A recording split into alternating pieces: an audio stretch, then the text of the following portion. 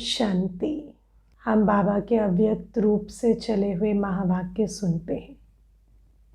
आज की वाणी की ओरिजिनल डेट है 6 जनवरी 1988। 6 जनवरी जब बाबा का अव्यक्त दिवस, स्मृति दिवस 18 जनवरी का नज़दीक होता है। और बाबा आज की वाणी में हमें स्मृति से समर्थी स्वरूप, कैसे हम बाबा के अव्यक्त दिवस तक समर्थी स्वरूप बन जाए, उसके स्टेप्स समझा रहे हैं। बाबा कहते हैं बच्चों को ज्ञान तो सारा मिल गया है, लेकिन ज्ञान के साथ जो सबसे इम्पोर्टेंट बात है, जो कभी कभी मिस हो जाती है, वो है स्नेह। बाबा कहते स्नेह युक्त ज्ञान, स्नेह युक्त कर्म, ये करने से हमारे अंदर समर्थी आएगी। तो आज की वाणी समर्थ बनने के विषय में है और स्नेह की एडिशन से समर्थी आएगी। तो आज बाबा की वाणी का सार है, दिल के ज्ञानी तथा स्नेही बनो और लीकेज को बंद करो। तो सुनते हैं बाबा के महावाक्य। बाबा कहते आज स्नेह के सागर बाप दादा अपने स्नेही बच्चों से मिलने के लिए आए हैं। ये रूहानी स्नेह, परमात्मा स्नेह, निस्वार्थ सच्चा स्नेह है। बाबा का बच्चों से जो स्नेह है वो रूहानी स्नेह है कि परमात्मा स्नेह, यथार्थ निस्वार्थ सच्चा स्नेह है। ऐसा स्नेह हमें सच्चा स्नेह क्या होता है वो सिखाता है। बाबा कहते सच्चे दिल का स्नेह आप सर्व आत्माओं को सारा कल्प स्नेही बना देता है। बाबा का ये सच्चा दिल का स्नेह सारा कल्प हम आत्माओं को स्नेही बना देता है,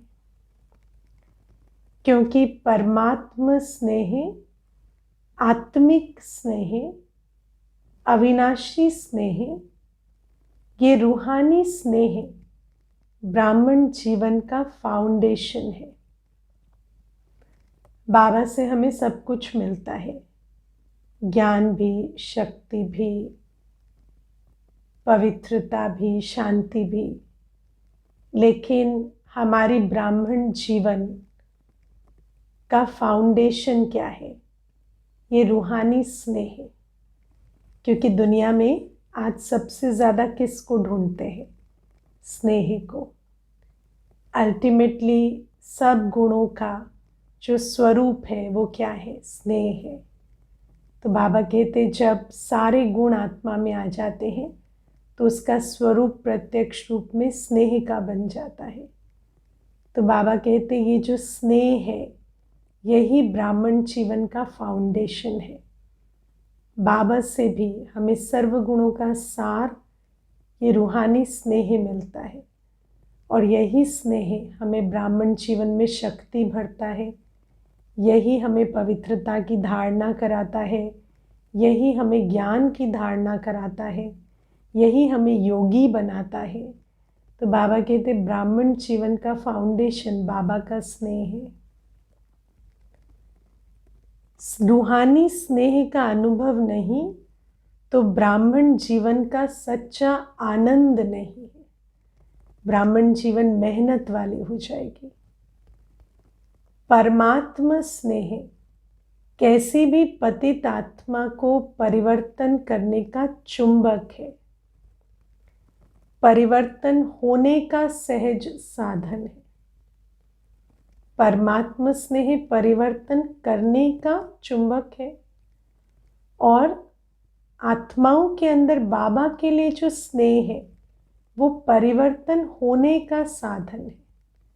स्नेह में बदलना, परिवर्तन होना बहुत आसान होता है। दुनिया में भी कहते हैं ना, जब मुझे प्यार हुआ तो मैं नहीं रहा। तो बाबा कहते हैं, बाबा से जब सच्चा स्नेह हो जाता है तो आत्मा परिवर्तन हो जाती है। बाबा कहते, स्नेह अधिकारी बनाने का, रूहानी नशे का अनुभव कराने का आधार है। बाबा से स्नेह है तो दिल से निकलता है मेरा बाबा। अधिकार का अनुभव, रूहानी नशे का अनुभव स्नेह कराता है। स्नेह है तो रमणीक ब्राह्मण जीवन है। स्नेह नहीं तो ब्राह्मण जीवन सुखी है, नीरस है, मेहनत वाली है। परमात्मा स्नेह दिल का स्नेह है। लौकिक स्नेह दिल का टुकड़ा टुकड़ा कर देता है, क्योंकि बंट जाता है। लौकिक स्नेह में एक से स्नेह होगा तो दूसरे से ईर्ष्या होगी, दूसरे से घृणा होगी।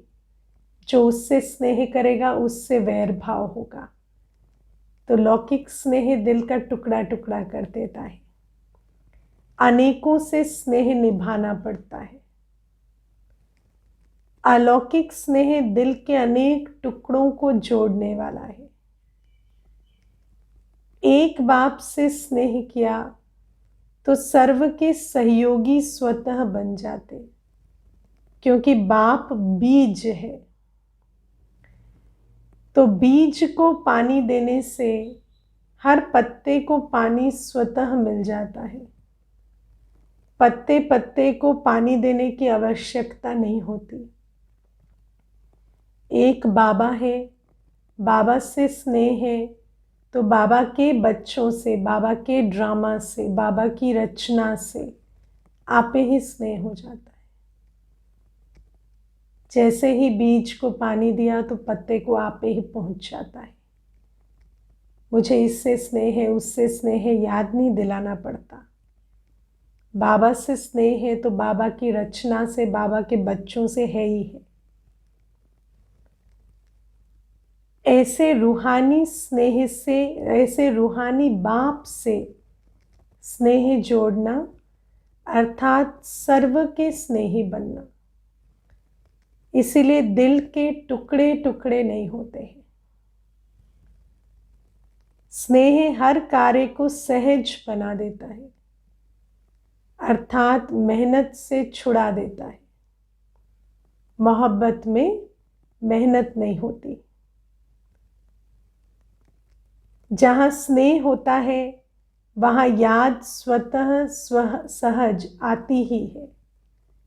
जिससे स्नेह है उसको याद करना नहीं पड़ता, उसकी याद सहज और स्वतः आती ही है। और कभी कभी तो कहेंगे उनकी याद सताती है। स्नेही को भुलाना मुश्किल होता है, याद करना मुश्किल नहीं होता। चाहे ज्ञान अर्थात समझ कितनी भी बुद्धि में हो, लेकिन यथार्थ ज्ञान अर्थात स्नेह संपन्न ज्ञान हो। ज्ञान भी धारणा में तब आता है जब ज्ञान सागर से स्नेह होता है। स्नेह में परिवर्तन शक्ति है। ज्ञान सुनते हैं कि अपने संस्कारों को बदलना है, स्मृति वृत्ति को बदलना है, पर बदलेंगे तब जब ज्ञान दाता से स्नेह होगा। स्नेह में समर्पण करेंगे अपनी बुद्धि को, अपने आप को, तब जाकर स्नेही की बात को धारण कर सकेंगे। तो बाबा कहते, चाहे ज्ञान अर्थात समझ कितनी भी बुद्धि में हो, लेकिन यथार्थ ज्ञान अर्थात स्नेह संपन्न ज्ञान हो। अगर ज्ञान है और स्नेह नहीं है तो रूखा ज्ञान है। जैसे कोई चीज़ अंदर ना जाती हो, अंगूठी मानो उंगली में नहीं जा रही तो साबुन लगाएं, तेल लगाएं तो स्लिप करती है, उसको थोड़ा लुब्रिकेट करें तो स्लिप करती है। ऐसे ही बाबा कहते हैं रूखा ज्ञान बुद्धि में बैठता नहीं, लेकिन स्नेह का पानी लगता है तो ज्ञान बुद्धि में आराम से बैठ जाता है। स्नेह सर्व संबंधों का दिल से अनुभव कराता है। सिर्फ ज्ञानी जो है वो दिमाग से याद करते हैं और स्नेही दिल से याद करते हैं। स्नेही की याद में स्मृति भी होती है और भावना भी होती है, और रूखा ज्ञान जिसको है वो सिर्फ याद करेगा पर उस याद में भावना नहीं होती। दिमाग से याद करने वालों को याद में, सेवा में, धारणा में मेहनत करनी पड़ती है। वो मेहनत का फल खाते हैं और वो मोहब्बत का फल खाते हैं। दुनिया में भी कहते हैं ना, लेबर ऑफ लव। प्यार से कुछ करो तो उसमें मेहनत नहीं होती। तो बाबा कहते हैं वो मेहनत का फल खाते हैं और वो मोहब्बत का फल खाते हैं। जहाँ स्नेह नहीं, दिमागी ज्ञान है, तो ज्ञान की बातों में भी क्यों, क्या, कैसे दिमाग लड़ता रहेगा और लड़ाई लगती रहेगी अपने आप से। उनकी स्टेज क्षत्रिय की हो जाती है। व्यर्थ संकल्प ज्यादा चलेंगे। जहां क्यों क्यों होगी वहां क्यों की क्यों होगी। क्यों अकेले नहीं आता। क्यों एक बार पूछा उसका उत्तर मिलेगा, फिर उसमें फिर क्यों आएगा। क्यों की क्यों लग जाती। क्यों माना कतार, लाइन। और जहां स्नेह है वहां युद्ध नहीं है, लेकिन लवलीन है, समाया हुआ है। स्नेह समान बनने में मेहनत नहीं कराता, लवलीन है, समाया हुआ है। लव के साथ लीन शब्द आता है। जैसे बाप और मैं एक है। बाप के गुणों को, बाप की शक्तियों को, बाप के स्वरूप को अपनाना मुश्किल नहीं होता। जिससे दिल का स्नेह होता है तो स्नेह की बात में क्यों क्या नहीं उठता है। जैसे परवाना क्षमा के स्नेह में क्यों क्या नहीं करता, न्योछावर हो जाता है। वैसे परमात्मा स्नेही आत्माएं स्नेह में समाई हुई रहती। स्नेह से ऐसी लवलीन अवस्था में होती है कि हर बात की धारणा बाबा की, ज्ञान की, गुणों की, शक्तियों की, श्रीमत की बहुत आसानी से हो जाती। कई बच्चे बाप से रूरिहान करते, ये कंप्लेंट करते हैं कि ज्ञान तो बुद्धि में है, ब्राह्मण भी बन गए, सुबह उठते हैं, शुद्ध भोजन करते हैं, चाट देते हैं, सफ़ेद वस्त्र पहनते हैं, मुरली सुनते हैं, आत्मा को भी जान गए हैं, बाप को भी पूरे परिचय से जान गए हैं,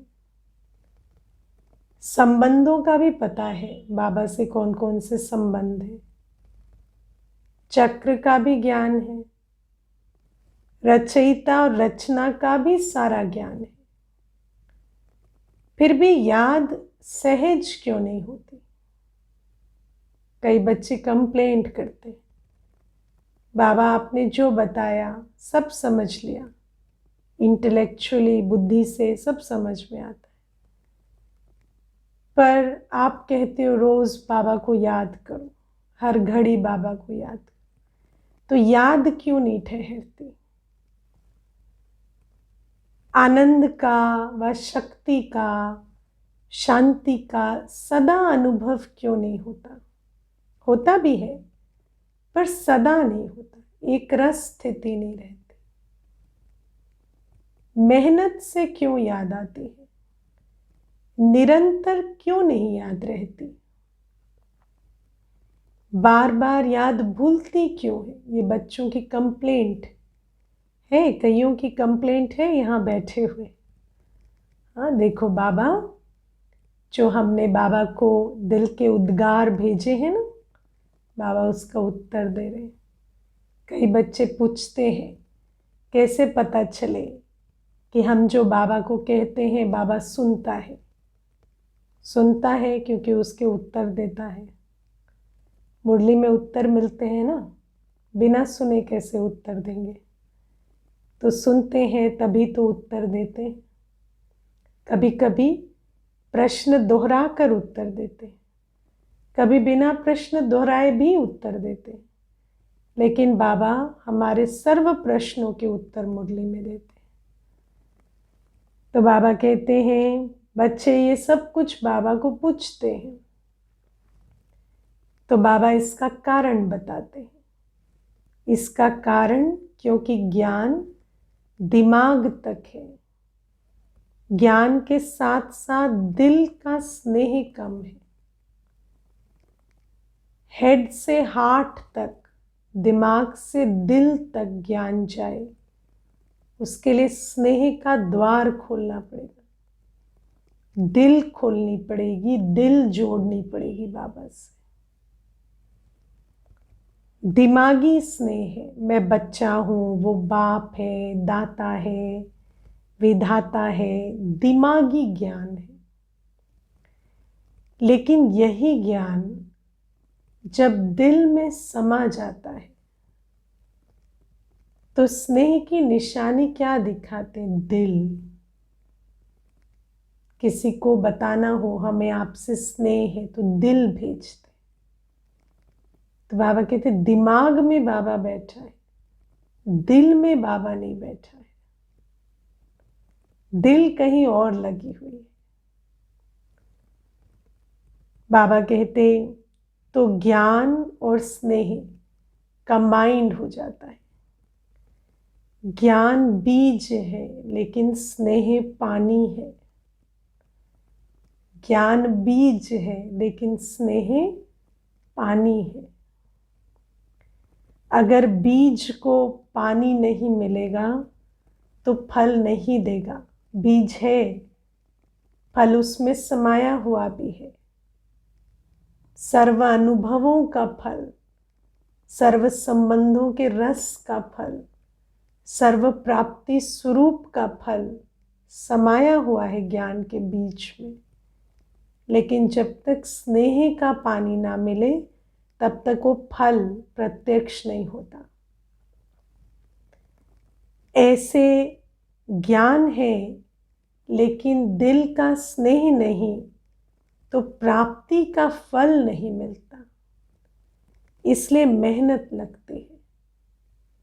स्नेह अर्थात सर्व प्राप्ति के, सर्व अनुभव के सागर में समाया हुआ स्नेही आत्मा जैसे सर्व प्राप्ति, सर्व अनुभवों के सागर में समाई रहती।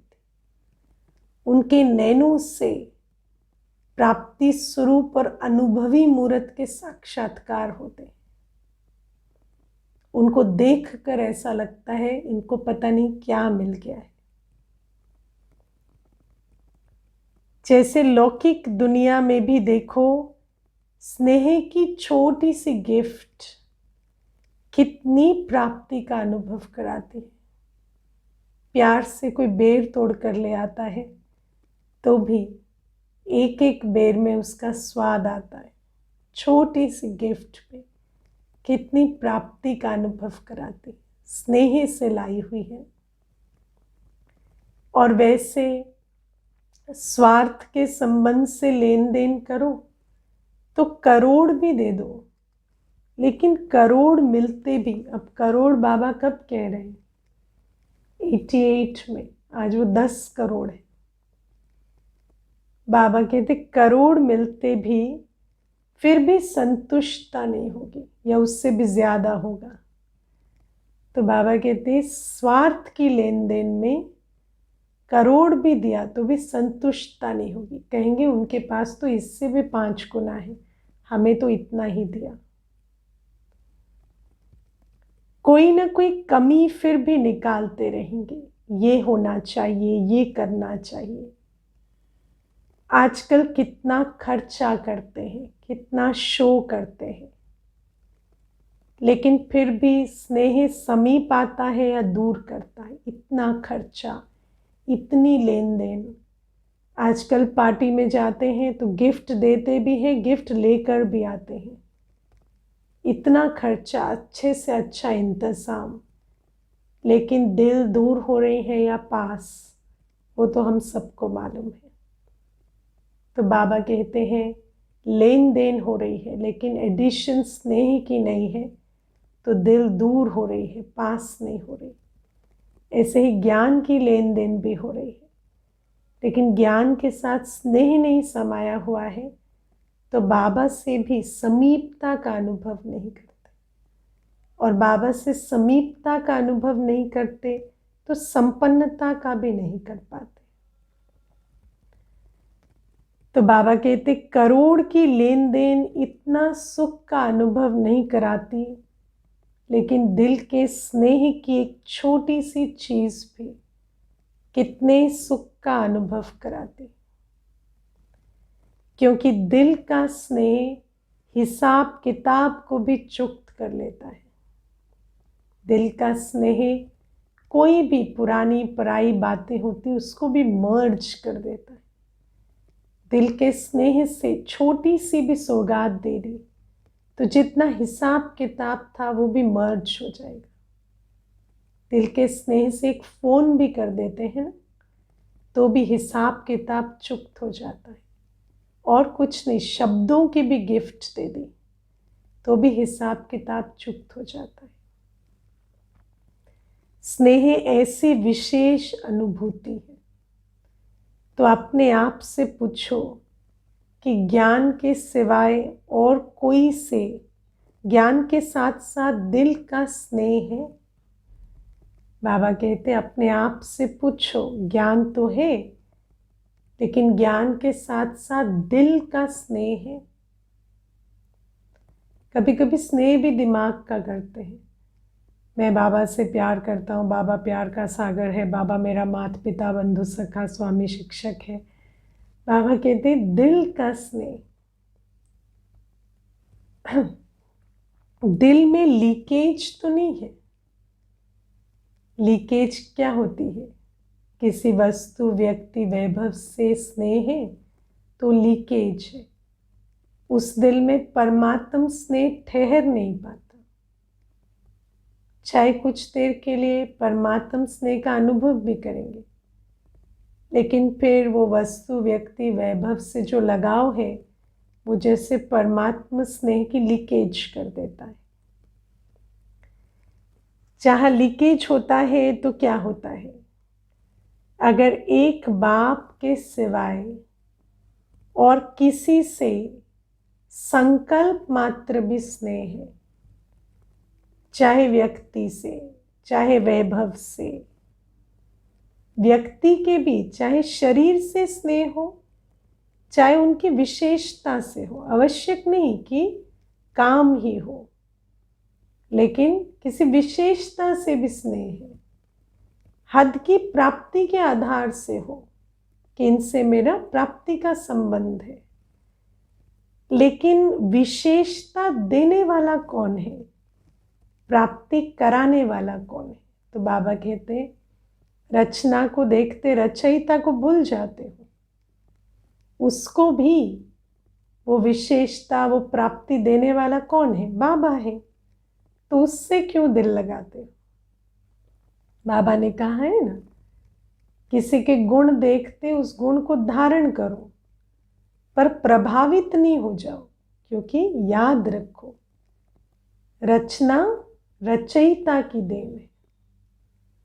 तो बाबा कहते ये लीकेज है। किसी व्यक्ति या किसी वैभव की याद दिल में है, लगाव है, तो ये लीकेज है। उस दिल में परमात्मा स्नेह ठहर नहीं पाता। किसी भी प्रकार से स्नेह अर्थात लगाव, चाहे संकल्प मात्र भी हो, चाहे वाणी मात्र हो व कर्म में हो, इसको लीकेज कहा जाता है। कई बच्चे बहुत भोलेपन में कहते हैं, लगाव नहीं है लेकिन अच्छा लगता है, चाहते नहीं है लेकिन याद आ जाती है। तो लगाव की निशानी है संकल्प, बोल और कर्म से झुकाव। झुकाव क्या होता है? जैसे कांटा है ना, बैलेंस जो होता है, कांटा वजन करने वाला, उसका यदि सुई खराब है, उसकी सेटिंग ठीक नहीं है, तो हमेशा एक तरफ झुका रहेगा। तो ऐसे ही बाबा कहते, जब बुद्धि का कांटा ठीक नहीं होता ना, स्नेह और ज्ञान का बैलेंस नहीं होता, तो वहां पर फिर वस्तु या व्यक्ति या वैभव के प्रति सदा झुकाव रहेगा। सोचने जाएंगे बाबा के बारे में, याद करने बैठेंगे बाबा को, और झुकाव उधर ले जाएगा। वर्णन करेंगे बाबा की विशेषता का, व्यक्ति का वर्णन शुरू हो जाएगा। कोई भी कर्म बाबा को अर्पित कर कर करने लगेंगे और उस कर्म में उस व्यक्ति की याद आ जाएगी। तो बाबा कहते, इसलिए लीकेज होने के कारण शक्ति नहीं बढ़ती। बाबा की याद से जो बल मिलना चाहिए वो बल जमा नहीं होता, और शक्तिशाली ना होने के कारण बाप को याद करने में फिर मेहनत लगती है। याद से याद मिलनी चाहिए, लेकिन याद का बल ही जमा नहीं होता, तो फिर याद में बहुत मेहनत लगती है, और मेहनत होने के कारण संतुष्टता नहीं रहती। जहाँ मेहनत होगी थक जाएंगे, संतुष्टता नहीं होगी। जहाँ संतुष्टता नहीं, वहाँ अभी अभी याद की अनुभूति से मस्ती में मस्त होंगे, और अभी अभी फिर दिल शिकस्त होंगे, क्योंकि लीकेज होने के कारण शक्ति थोड़ा टाइम भरती है। अभी अभी मस्त थे, फिर किसी की याद आ गई, फिर दिल शिकस्त हो गए। सदा याद नहीं रहती, इसलिए सहज निरंतर योगी बन नहीं सकते।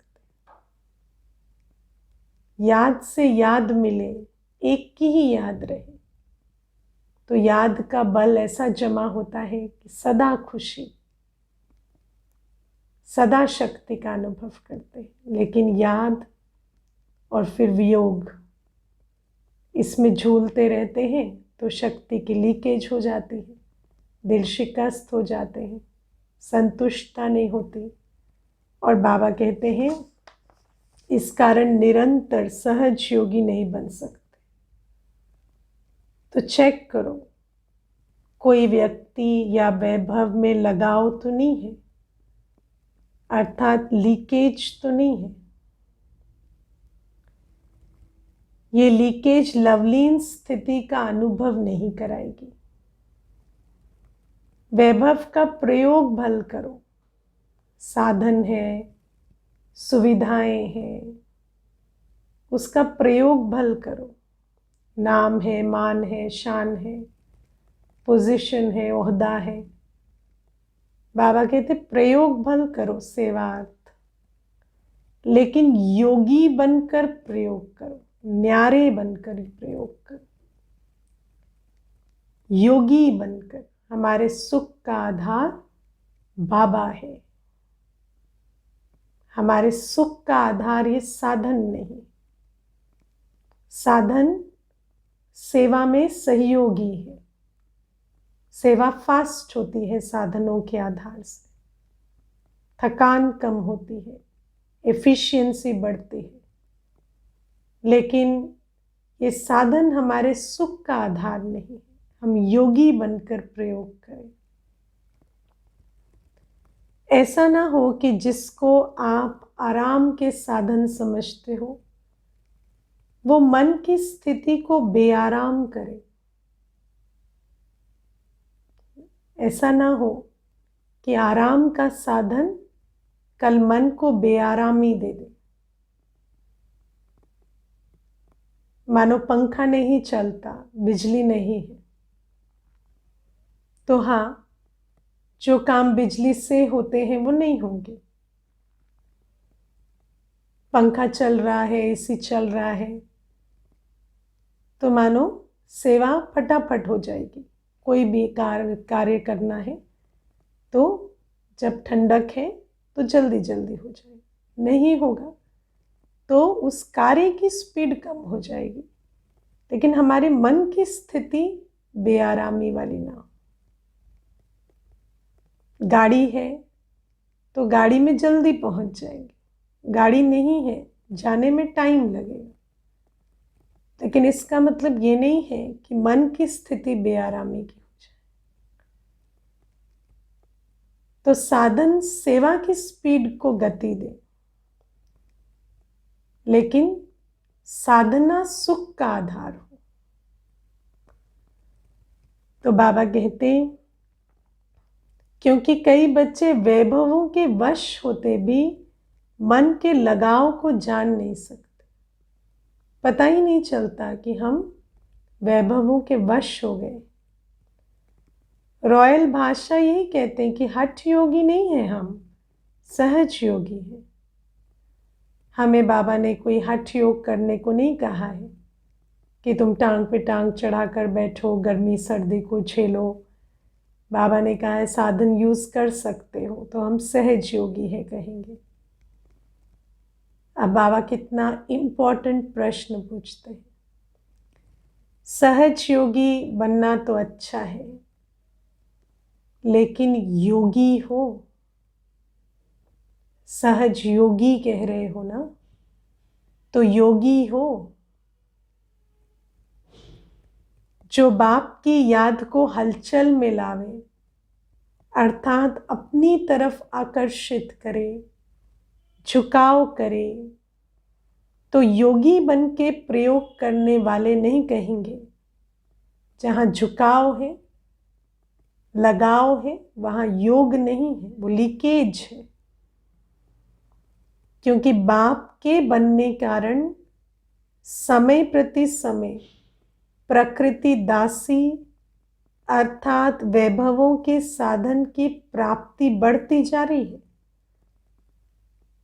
बाबा के बने हैं बच्चे विश्व में भी देखो, टेक्नोलॉजी साधन कितने बढ़ गए। भगवान के आने से प्रकृति दासी होती जा रही है, आत्माओं में परमात्म शक्ति भर रही है, तो प्रकृति भी दासी हो रही है। लेकिन प्रकृति माया का साधन भी है। तो अगर बाप के साथ है तो प्रकृति दासी है, और बाप से वियोगी है तो प्रकृति माया के झूलों में झूला रही है, या माया प्रकृति का झूला बनाकर झूला रही है। तो ध्यान रखना है। बाबा कहते अभी अभी 18-19 वर्ष के अंदर कितनी प्राप्ति हो रही है, और अब तो देखो कैसा हो गई है साइंस। सब आराम के साधन बढ़ते जा रहे हैं, लेकिन ये प्राप्तियां बाप के बनने का फल मिल रहा है। तो फल को खाते बीज को नहीं भूल जाना। अंडरलाइन करो, फल को खाते बीज को भूल नहीं जाना।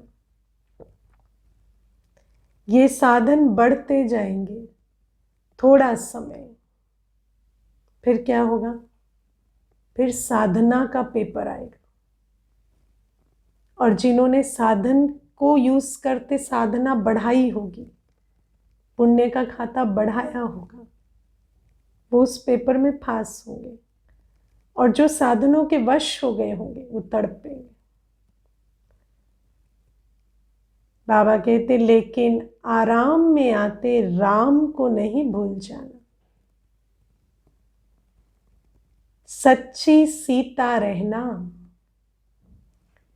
मर्यादा की लकीर से संकल्प रूपी अंगूठा भी नहीं निकालना,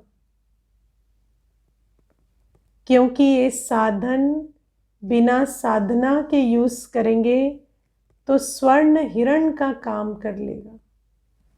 अर्थात इसलिए व्यक्ति और वैभव के लगाव और झुकाव से सदा अपने को सेफ रखना, नहीं तो बाप के स्नेही बनने के बजाय, सहज योगी बनने के बजाय कभी सहज योगी, कभी सहयोगी, कभी वियोगी दोनों अनुभव करते रहेंगे और फिर क्या होगा, थक जाएंगे, संतुष्टता नहीं होगी। कभी याद कभी फरियाद ऐसी अनुभूति में रहेंगे और कंप्लेन भी कभी पूरी नहीं होगी, बहुत मेहनत वाली जीवन हो जाएगी। बाबा के लिए दिल से धन्यवाद नहीं निकलेगी, सदा कंप्लेन रहेगी, बाबा इतना करता हूँ पर वो अनुभव नहीं होता। क्यों? क्योंकि विधि सही नहीं है। व्यक्ति और वैभव के झुकाव की निशानी एक तो सुनाई, कभी सहज योगी, कभी योगी, कभी फरियादी।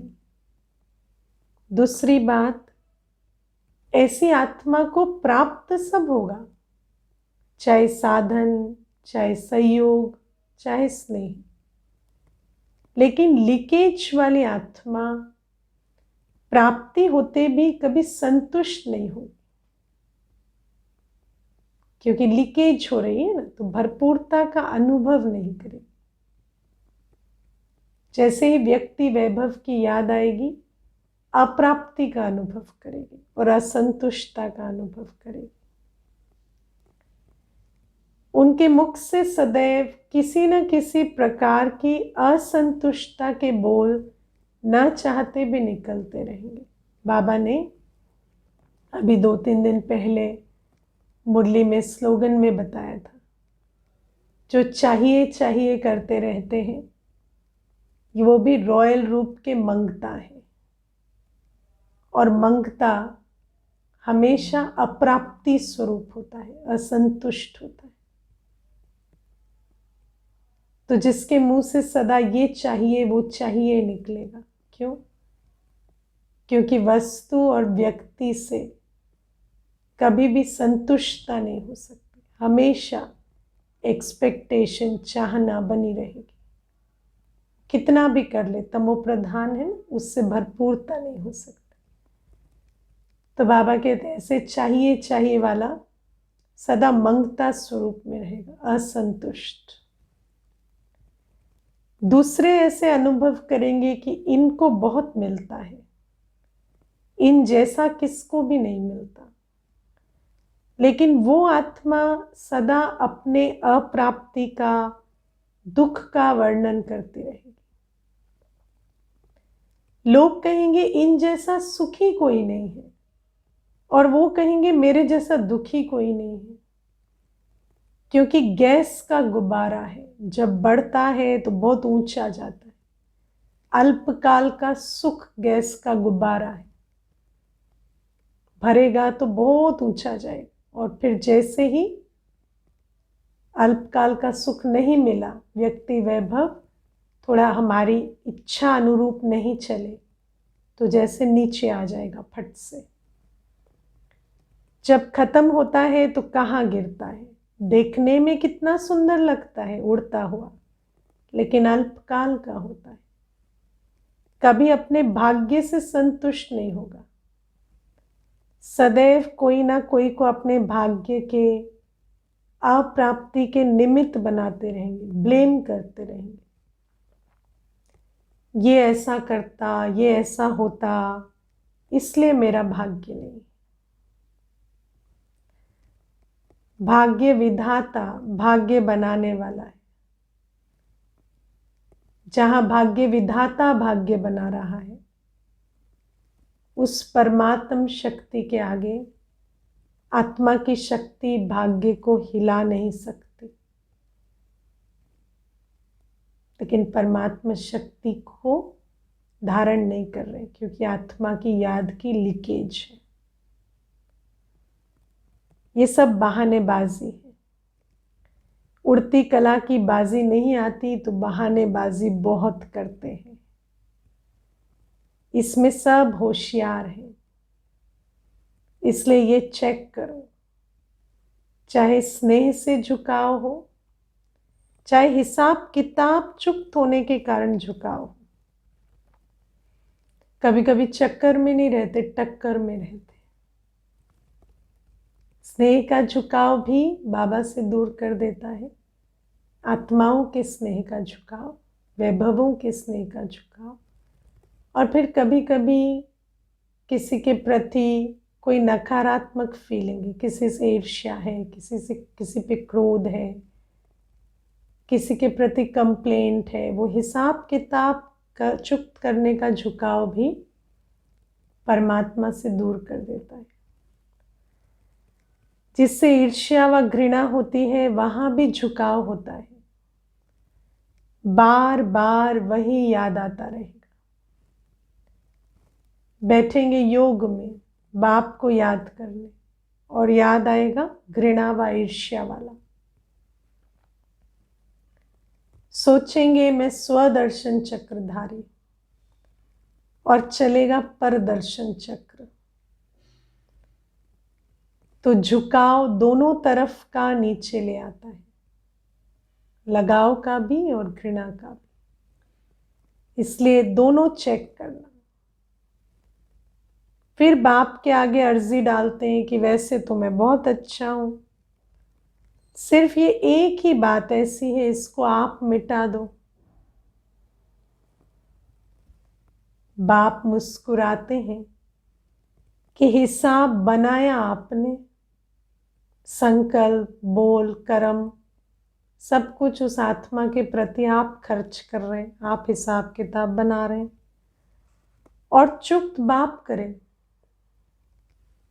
चुप्त करावे, ये बात ठीक है, बाबा मदद कर रहे हैं, ज्ञान दे रहे हैं, समझ दे रहे हैं, लेकिन चुप्त करे ये बात ठीक नहीं।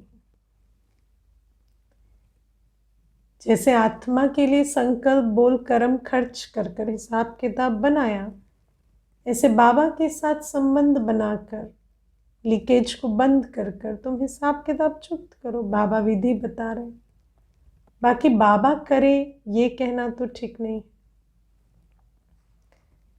बनाने के समय बाप को भूल गए और चुप्त करने के टाइम बाबा बाबा कहते।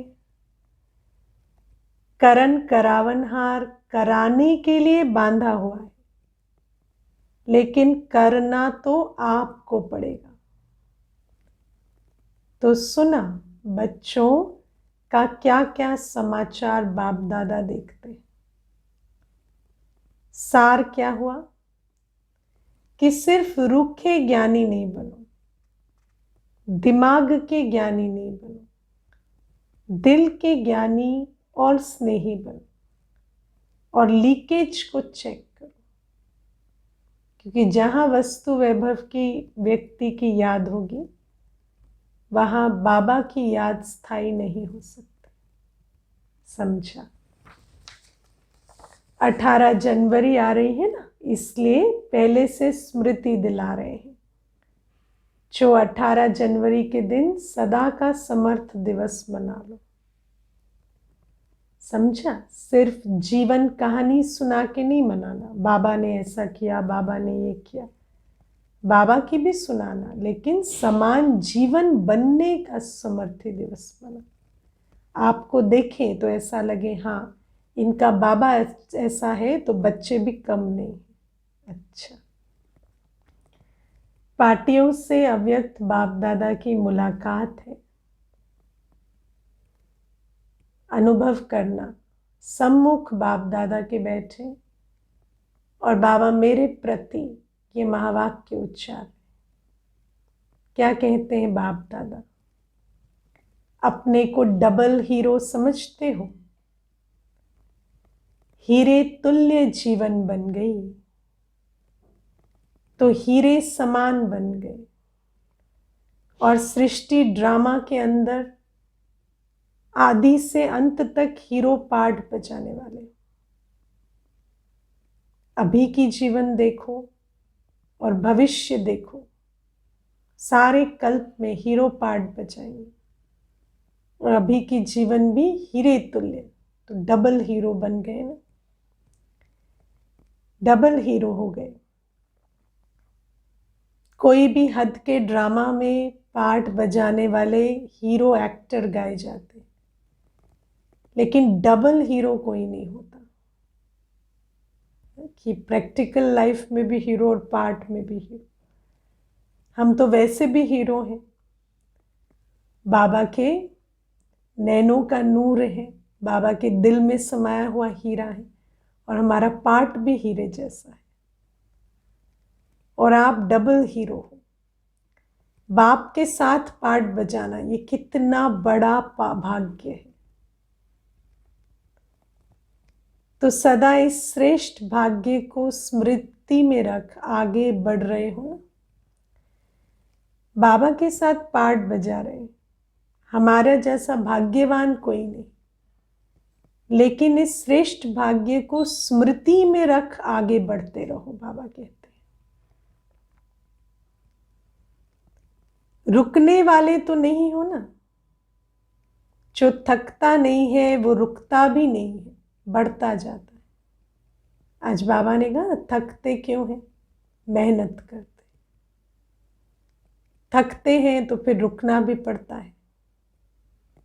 बाबा कहते हैं जो थकता नहीं है वो रुकता भी नहीं है, बढ़ता रहता है। तो ऐसे रुकने वाले तो नहीं हो ना। बाबा के संग संग कदम से कदम मिलाकर चलने वाले हो ना। तो आप रुकने वाले हो या थकने वाले हो। अकेले होते हैं तो थकते हैं, बोर हो जाते हैं तो थक जाते हैं, लेकिन जहां साथ हो वहां सदा ही उमंग उत्साह होता है। और जहां स्नेह होता है वहां साथ होता है। स्नेह नहीं तो साथ रहते भी अकेले अनुभव करेंगे। कई कहते ना बाबा साथ तो है, लेकिन क्योंकि स्नेह का संबंध नहीं तो अकेलापन अनुभव होता है। तो फिर थक जाते हैं, रुक जाते हैं। कोई भी यात्रा पर जाते हैं तो क्या करते हैं, संगठन बनाते हैं ना। क्यों बनाते हैं, संगठन से, साथ से, उमंग उत्साह से आगे बढ़ जाते हैं। तो आप सभी भी रूहानी यात्रा पर सदा आगे बढ़ते रहना, क्योंकि बाप का साथ और ब्राह्मण परिवार का साथ कितना बढ़िया साथ है। लेकिन ब्राह्मण परिवार से भी बाबा कहते उनको कंपेनियन नहीं बनाना है ना। उनकी कंपनी में रहना, लेकिन कंपेनियन बाबा को बनाना। तो कंपेनियन भी है और कंपनी भी है, दोनों साथ है। अगर कोई अच्छा साथी होता है तो कभी भी बोर नहीं होते, थकते नहीं। तो सदा आगे बढ़ने वाले सदा ही हर्षित रहते। जो सदा आगे बढ़ते हैं उनको आगे बढ़ने की भी खुशी रहती, और जिस बल से आगे बढ़ रहे हैं उसका भी उमंग होता है। सदा खुशी में नाचते रहते हैं तो वृद्धि को पाते रहते हो ना। वृद्धि को प्राप्त होना ही है, क्योंकि जहां भी जिस कोने में भी बिछड़े हुए बच्चे हैं वहां वो आत्माएं समीप आनी ही है। बाबा के सब बच्चों को इस समय बाबा का बनना ही है, तो वृद्धि तो होनी ही है। इसलिए सेवा में भी वृद्धि होती ही रहती। कितना भी चाहो शांत करके बैठ जाए, बैठ नहीं सकते। सेवा बैठने नहीं देगी, आगे बढ़ाएगी, क्योंकि जो आत्माएं बाप की थी वो बाप की फिर से बननी ही।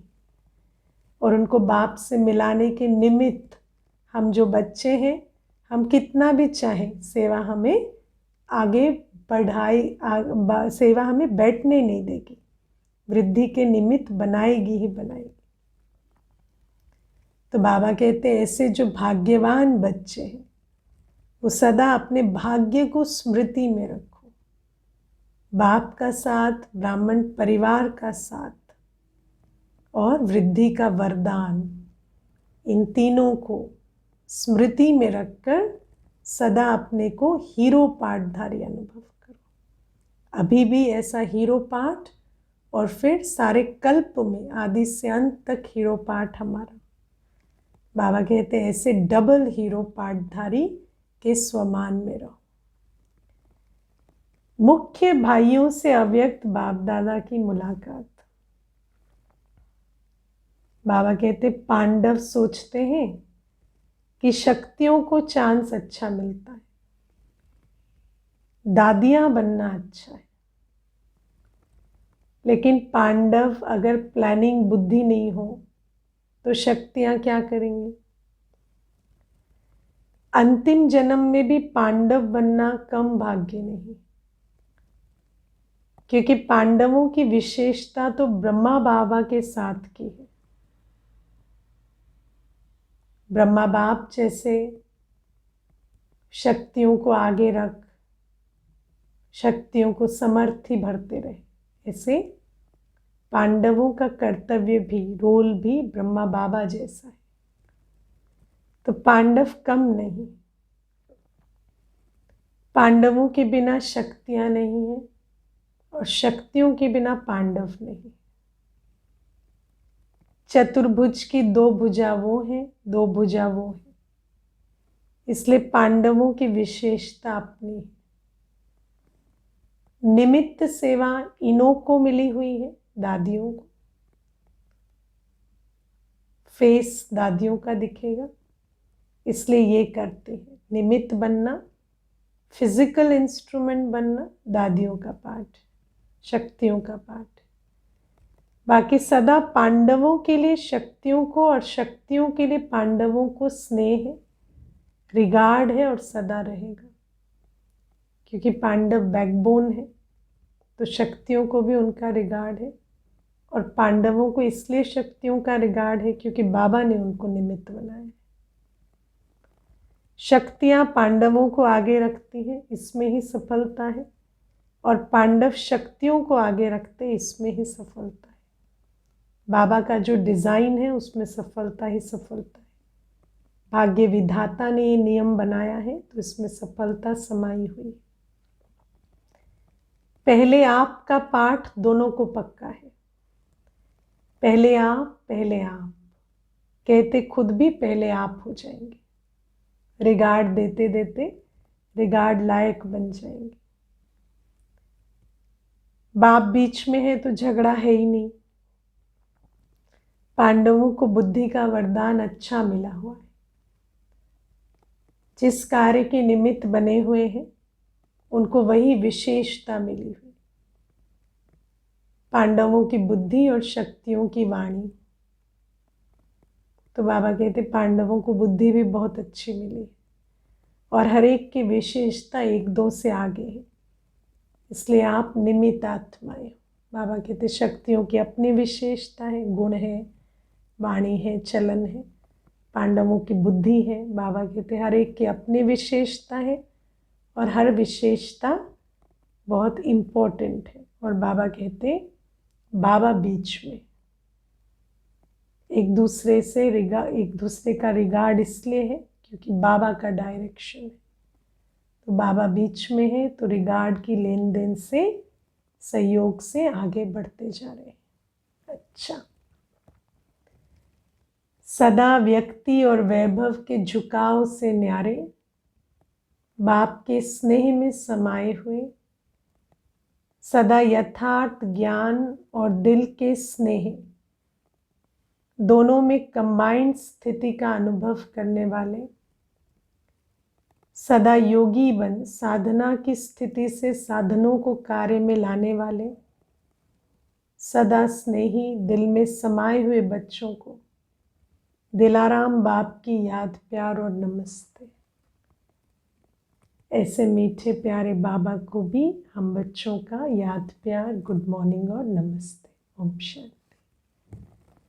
वरदान है आज, संकल्प, वृत्ति और स्मृति से व्यर्थ को समाप्त करने वाले सच्चे ब्राह्मण संपूर्ण पवित्र भव।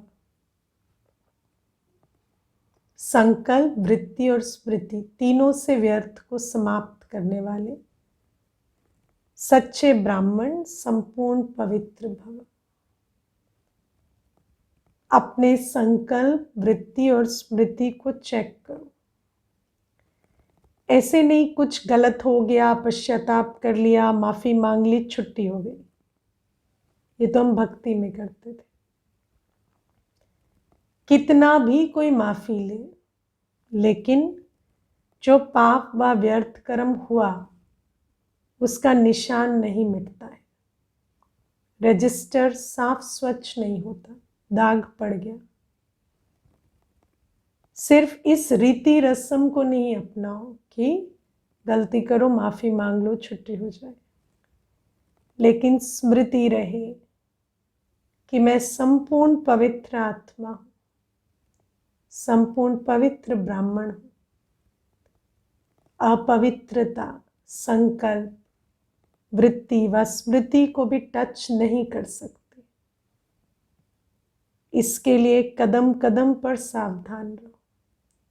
अपनी स्थिति को स्वमान की स्टेज से ऊंचा बनाओ। मैं कौन हूं? संपूर्ण पवित्र ब्राह्मण हूं। संकल्प, वृत्ति, स्मृति में भी अपवित्रता मुझे टच नहीं कर सकती। इस स्वमान की स्टेज से कर्म में आओ। बहुत सावधानी से हर कर्म करो, क्योंकि एक बार कर्म हो जाता है तो फिर उस कर्म में कितनी भी माफी मांगो उसका दाग मिटता नहीं। तो बाबा कहते कदम कदम पर सावधान रहो। पहले अपनी स्थिति बनाओ, उस स्थिति से कर्म में आओ। स्लोगन है, बाप के साथ को यूज करो तो कभी दिल शिकस्त नहीं हो। बाबा को पहले भूल जाते हैं, फिर भूलें करते हैं, फिर दिल शिकस्त होते। तो बाबा कहते बाबा को साथ रखने का अटेंशन रखेंगे तो ना विकर्म होंगे, ना दिल शिकस्त होंगे। ओम शांति।